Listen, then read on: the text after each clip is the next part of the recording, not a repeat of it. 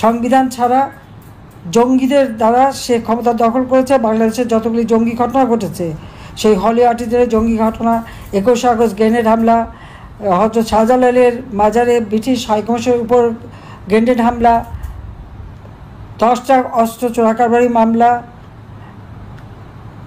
গুলি, হত্যা, যত সন্ত্রাসী এবং বিডিআরের যে বিদ্রোহ, সব আসামি ছেড়ে দিয়েছে। কেন ছাড়লো? আর কিছু না, প্রত্যেক ঘটনার পিছনে ইউনূসের হাত ছিল।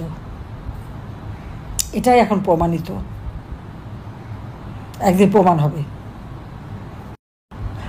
আমি এটুকু বলতে পারি যে আমি সরকার গঠন করার পর থেকে এই উত্তরবঙ্গে কোনো মঙ্গা ছিল না, কোনো জায়গায় না, দুর্ভিক্ষ ছিল না। আজকে দিনাজপুরে সেই হিলি অঞ্চলে ময়লার ভিতরে এই বৃদ্ধের লাশ পড়ে আছে, একেবারে কঙ্কালসার দেহ। ডক্টর মোহাম্মদ ইউনূস খুব বড় বড় কথা বলে সারা বিশ্বে টাকা পয়সা ঢেলে অনেক বিনিয়োগ করে অনেক সম্পদও বানিয়েছে, কিন্তু আজকে দেশটার অবৈধভাবে ক্ষমতা দখল করেছে, সংবিধান লঙ্ঘন করেছে। কিন্তু মানুষকে তো পেট পুরে খাওয়াতে পারতো, সেটাও পারলো না। অভাব তো রেখে আসেনি। 20 লক্ষ মেট্রিক টন খাদ্যশস্য আমি মজুদ রেখে এসেছি, তো কোথায় গেল সব? বয়স্ক ভাতা, বিধবা ভাতা, প্রতিবন্ধী ভাতা দিয়েছি। যারা এরকম বয়োবৃদ্ধ কাজ করতে পারে না, তাদের জন্য বিনামূল্যে 30 কেজি করে আমি চাল বিতরণ করতাম তাদের খাওয়ার জন্য। যারা একটু কিনতে পারে তাদের জন্য 10 টাকা 15 টাকা করে চাল। যারা স্বল্প আয়ের মানুষ বা আমাদের শ্রমিক শ্রেণী, তাদেরকে আমরা পারিবারিক কার্ড দিয়েছি, মাত্র 30 টাকা কেজিতে তারা চাল, সেই সাথে ডাল তেল সব কিনতে পারবে। সেই সামাজিক নিরাপত্তার কাজগুলি সমস্ত টাকাগুলি তো মেরে খেয়েছি। আমার জুন মাসে 2024 সালে আমি বাজেট দিয়ে আসি, 7,97,000 কোটি টাকার বাজেট। 140 প্রকারের আমার সামাজিক নিরাপত্তা কর্মসূচি। টাকাগুলি গেল কোথায়? আমি জানি না বিশ্ব বিবেককে নাড়া দেবে কিনা। আমাদের সময় এতটুকু কিছু হলে সবাই হা হা করে পড়তো, এখন তারা কই? আজকে এই ছবি তো আমি আর দেখতে চাইনি। 1974 সালে দুর্ভিক্ষ নিয়ে কথা বলে, সে দুর্ভিক্ষটা তো ম্যানমেড ছিল, সেটা তো পরিকল্পিত ছিল। নগদ অর্থ দিয়ে কেনা খাদ্যশস্য দেশে আসতে পারেনি, সেই কলম্বো বন্দর পর্যন্ত আসলে ওটা ফিরিয়ে নিয়ে যায়। পরিকল্পিতভাবে এই দুর্ভিক্ষ ঘটানো হয় এবং এর পিছনে তখনকার খাদ্য সচিব, তার নাম মমিন খান, এখন যে মঈন খান বিএনপির নেতা, তার বাপ সে ছিল, যাকে জিয়াউর রহমান ক্ষমতায় আসার পর পুরস্কৃত করেছিল। আর আমি সরকার আসার পর থেকে 96 থেকে 2001 উত্তরবঙ্গে কোনো মঙ্গা ছিল না। পরিকল্পিতভাবে মানুষের খাদ্য উৎপাদন, তাদের কর্মসংস্থান সমস্ত ব্যবস্থা করেছিলাম। এরপর বিএনপি আসলে আবার সেই অবস্থা দেখা গেল।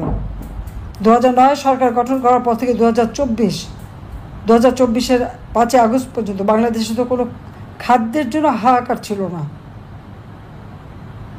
অথচ সেই দেশটাকে আজকে ধ্বংস করে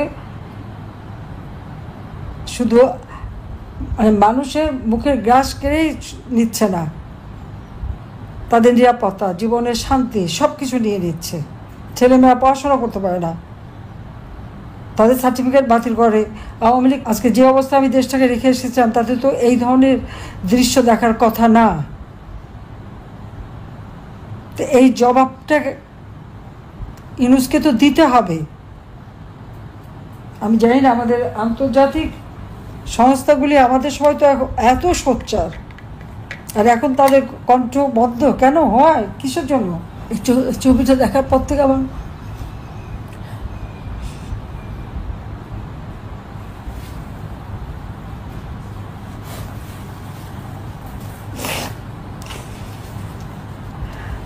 একদিকে আমাদের নেতাকর্মীদের উপরে চরম অত্যাচার, নির্যাতন, একটা বছর ধরে তারা এখানে সেখানে ঘুরে বেড়াচ্ছে, কারাগারের মধ্যে অকথ্য নির্যাতন চালাচ্ছে, অসুখ করে চিকিৎসা করতে দেয় না।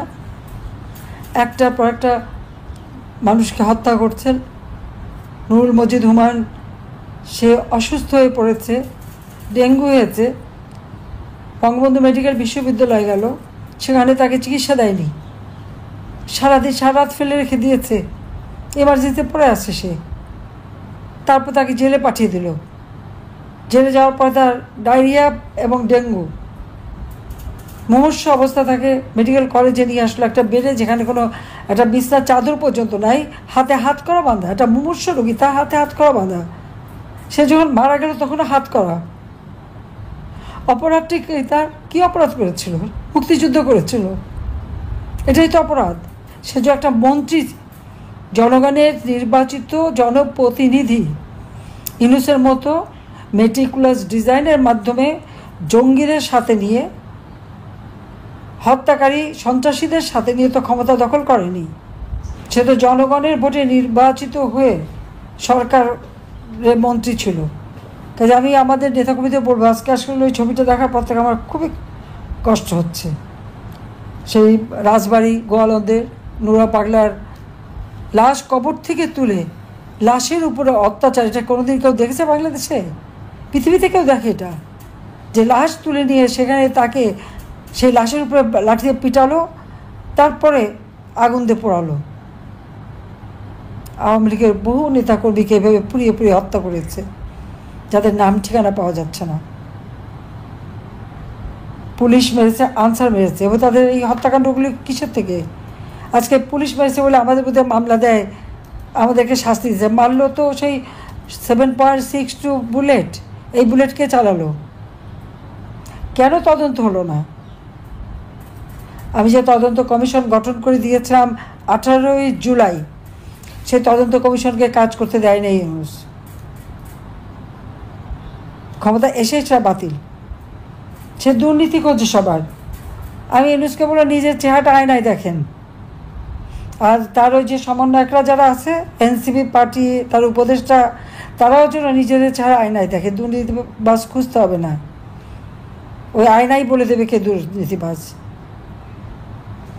দুর্নীতি দমন কমিশন কর্তৃক ইউনূসের বিরুদ্ধে মামলা, মানি লন্ডারিংয়ের মামলা, অর্থ আত্মসাতের মামলা, ট্যাক্স ফাঁকির মামলা,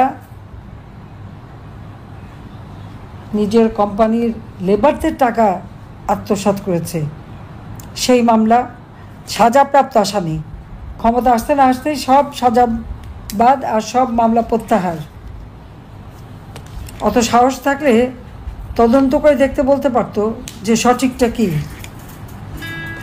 সেখানে আমাদের সাংবাদিক কর্মী, নারী কর্মী, তাকে জেলখানার মধ্যে যে বারবার তাকে হয়রানি করা হচ্ছে। ইউনূসের সব মানে দুর্নীতির তদন্ত করতে গিয়েছিল, তাই তার কাছে কী তথ্য আছে? তো আমি ইউনূসকে বলতে চাই, বা যারা যাচ্ছে সেই ডিবি টিভি সবাইকে বলি, ওদের কাছে কোনো তথ্য নাই, তথ্য সব আমার কাছে আছে। কারণ ইউনূস যেদিন থেকে পদ্মা সেতুর টাকা বন্ধ করলো এবং যেদিন থেকে ওই এমডি পদ ছাড়বে না, 10 বছর বেআইনিভাবে চালালো, তখনই আমার সন্দেহ হলো যে এই লোকটাকে আমরা এত ভালো মানুষ কীভাবে ভাবলাম, এ তো চরম জঘন্য মানুষ। তখন থেকে তার বিরুদ্ধে সমস্ত দুর্নীতির তথ্য আমি সংগ্রহ করেছি।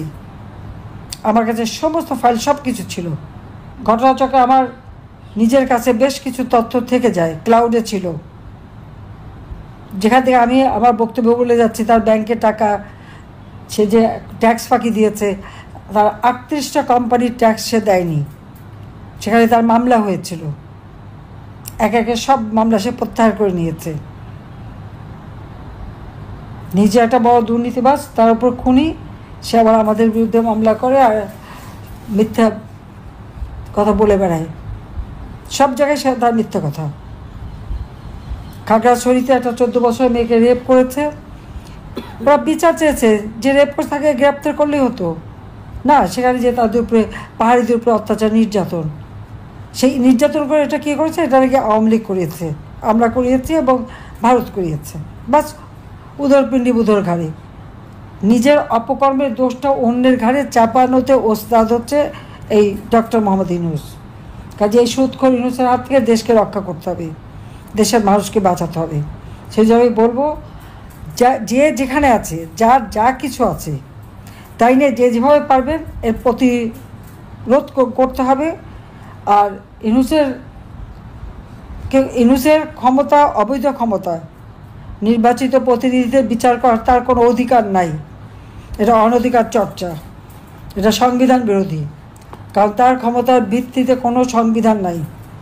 সংবিধান ছাড়া জঙ্গিদের দ্বারা সে ক্ষমতা দখল করেছে। বাংলাদেশের যতগুলি জঙ্গি ঘটনা ঘটেছে, সেই হলি আর্টিজানের জঙ্গি ঘটনা, 21 আগস্ট গ্রেনেড হামলা, হযরত শাহজালালের মাজারে ব্রিটিশ হাইকমিশনের উপর গ্রেনেড হামলা, 10টা অস্ত্র চোরাকারবারি মামলা, গুলি, হত্যা, যত সন্ত্রাসী এবং বিডিআরের যে বিদ্রোহ, সব আসামি ছেড়ে দিয়েছে। কেন ছাড়লো? আর কিছু না, প্রত্যেক ঘটনার পিছনে ইউনূসের হাত ছিল। এটাই এখন প্রমাণিত, একদিন প্রমাণ হবে। কাজে সবাই ঐক্যবদ্ধ হন, যার যা কিছু হচ্ছে নামতে হবে। বাংলাদেশের মানুষের ভাগ্য নিয়ে আর খেলতে দেওয়া যায় না। আমি সেই আহ্বানই জানাচ্ছি, সবাই মাঠে নামতে হবে এবং একে হটাতে হবে। বাংলাদেশের জনগণের উপর আমার বিশ্বাস আছে, আস্থা আছে, আর আমি জনগণের পাশেই আছি। বেঁচে যখন আছি, অবশ্যই বাংলাদেশের মানুষের পাশে থেকে দেশের গণতন্ত্র পুনরুদ্ধার করা, আইনের শাসন প্রতিষ্ঠা করা, যত বন্দী আছে তাদের মুক্তি দেওয়া, মিথ্যা মামলা প্রত্যাহার করা, এবং যারা দোষী, এই ইউনূস, তার সমন্বয়ক, এনসিপি এবং উপদেষ্টা, এদের বিচার করা। এবং আওয়ামী লীগের নেতা কর্মীকে যে হত্যা করেছে, যারা হত্যা করেছে, যারা জ্বালাও পোড়াও করেছে, যার যার ঘর জ্বালিয়েছে, তো তাদেরকে চিনে রেখে যে যেভাবে পারেন সে তখনই ব্যবস্থা নিতে হবে। আমি আহ্বান জানাই সবাইকে শক্ত হয়ে দাঁড়াতে হবে। হারাবার তো আর কিছু নেই, সব গেছে, আমরা তো সব হারিয়েছি। তার বিচার বাংলা মাটিতে হবে। সবাই ভালো থাকেন, সুস্থ থাকেন। খোদা হাফেজ। জয় বাংলা, জয় বঙ্গবন্ধু, বাংলাদেশ চিরজীবী হোক।